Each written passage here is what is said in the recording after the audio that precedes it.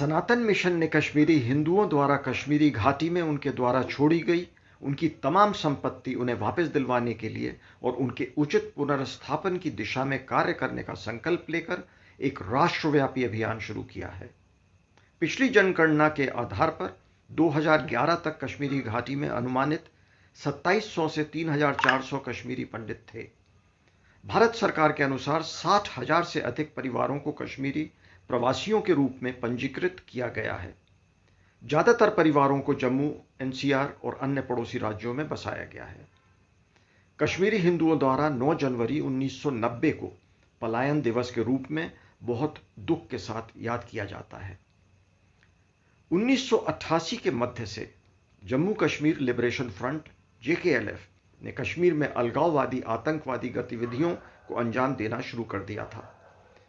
14 सितंबर 1979 को पहली बार एक कश्मीरी हिंदू को निशाना बनाया गया जब जेकेएलएफ ने टीका लाल टपलू, जो कि वकील और भारतीय जनता पार्टी के एक प्रमुख नेता थे, उनकी कई चश्मदीद गवाहों के सामने हत्या कर दी।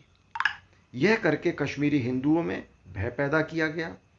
टपलू के हत्यारे पकड़े नहीं गए और इस कारण कश्मीरी हिंदुओं को लगा कि वे घाटी में आतंकवादियों के कारण सुरक्षित नहीं हैं और उन्हें किसी भी समय निशाने पर लिया जा सकता है। इस बीच कश्मीरी हिंदुओं की हत्याएं जारी रहीं, जिसमें कई प्रमुख व्यक्ति शामिल थे। 4 जनवरी 1990 को श्रीनगर स्थित समाचार पत्र आफताब ने एक संदेश जारी किया, जिसके माध्यम से आतंकवादी संगठन हिजबुल मुजाहिदीन ने सभी हिंदुओं को कश्मीर छोड़ने के लिए धमकी दी। सभी को धमकी भरे संदेश वाले पोस्टर भी दीवारों पर चिपकाए गए और सभी कश्मीरियों से कहा गया कि वे इस्लामिक नियमों का कठोरता से पालन करें।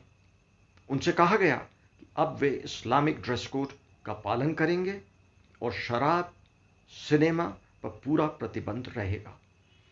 वीडियो पार्लर और कश्मीरी महिलाओं पर सख्त प्रतिबंध भी लागू किए गए।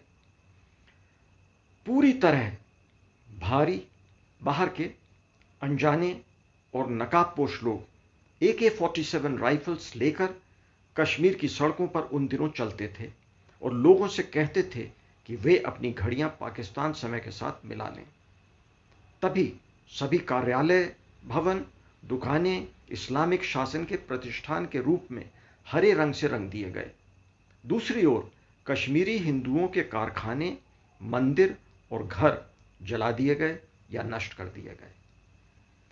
हिंदुओं के दरवाजों पर धमकी भरे पोस्टर भी चिपका दिए गए और उन्हें तुरंत कश्मीर छोड़ने के लिए भी कह दिया गया।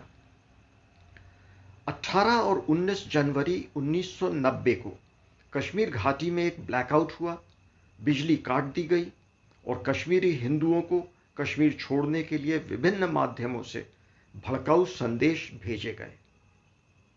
वर्ष 1990 में जम्मू कश्मीर और केंद्र सरकार दोनों ने घाटी से कश्मीरी पंडितों के नरसंहार और पलायन को चुपचाप देखा और देखते ही देखते लाखों कश्मीरी हिंदू अपने ही देश में शरणार्थी बन गए।